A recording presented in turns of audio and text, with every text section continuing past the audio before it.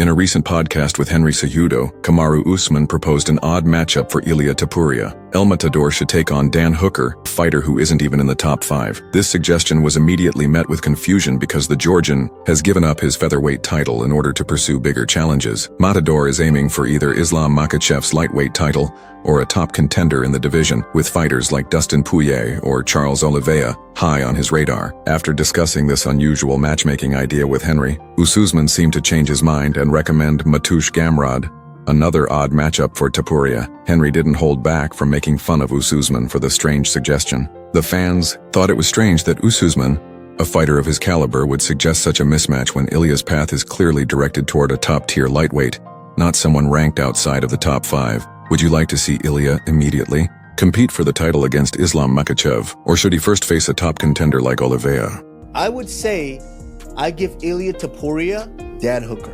You would give Ilia Topuria Dan the cheap hookers. You're going to give him a cheap hooker, huh? Wow. I would give him Dan Hooker because if there's anyone that could really kind of welcome you to that lightweight division, Dan Hooker can do it. Dan Hooker can do it. And if Ilia Topuria gets past Dan Hooker, oh man, he's on that short list. He's on that short list. 155-pound weight division is so good that you can match up any of these guys with each other and it'll all make sense. Like you imagine Ilia versus Charles, or Ilia versus Dustin, or Ilia versus Armin. You know what? I take that back. Ilia Topuria, Mateusz Gamrot. Okay, all right. So now you're just throwing fucking hook. Now you're just swinging. Now you're just throwing shit against the wall. After losing to Umar Nurmagomedov, Corey Sandhagen did not consider Davis and Figueiredo to be a serious threat. Having already defeated almost every top challenger but the current champion Morab Dvalishvili, the Sandman is desperate to earn his chance at the bantamweight crown. He made it apparent that he is not worried about a possible altercation with Figgy. He acknowledged the Brazilian's superb jiu-jitsu and submission talents, but pointed out that Figueiredo's takedown game is restricted and lacks the ability to chain wrestle efficiently. Corey thinks Figgy will have a terrible time dealing with his own lanky physique and striking.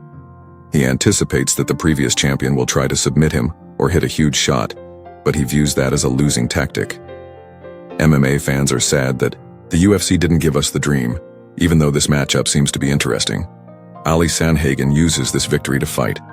Peter Yan is ranked higher than Corey, but Corey might be next in line for a title opportunity. I mean, I'd definitely rather be me than Figgy. You know, like Figgy's, if you're going to be shorter, better you be a wrestler and shorter, you know, but Figgy's not really a wrestler. I mean, he has good jiu-jitsu and good submissions and stuff, but his takedowns are very one note. He doesn't really chain stuff together very well. So, and then taking down, if you're shorter, taking down really lanky, long guys can just be obnoxious.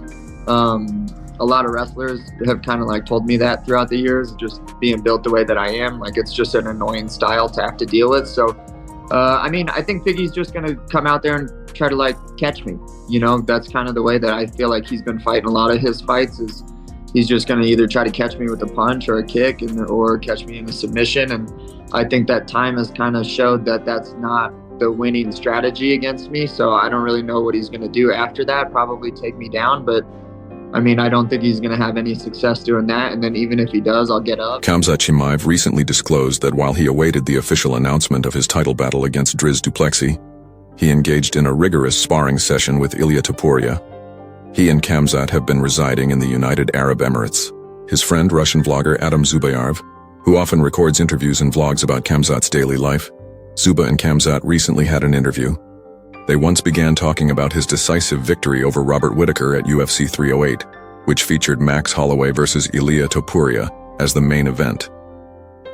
Khamzat casually revealed that he had sparred with Ilia just prior to the fights, referring to the main event and the Georgian's victory over Holloway.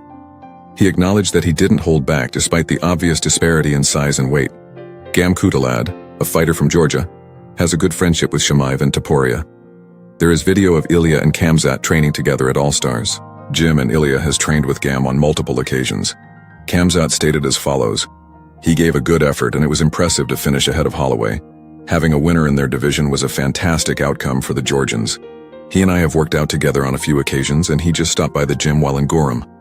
Like in regular training, I sometimes forget that I have a fight coming up and end up going all out during our sparring session.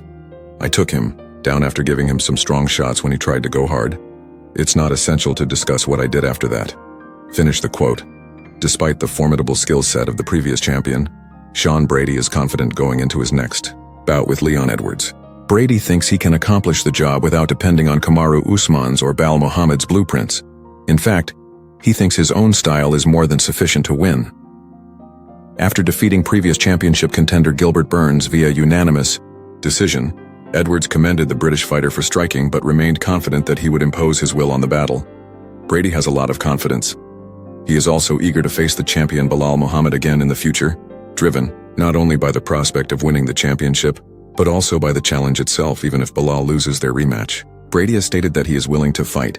There will be extra excitement in what is expected to be a strong welterweight class if Brady defeats Edwards this weekend and goes on to face Ian Gary or Kamaru Usman.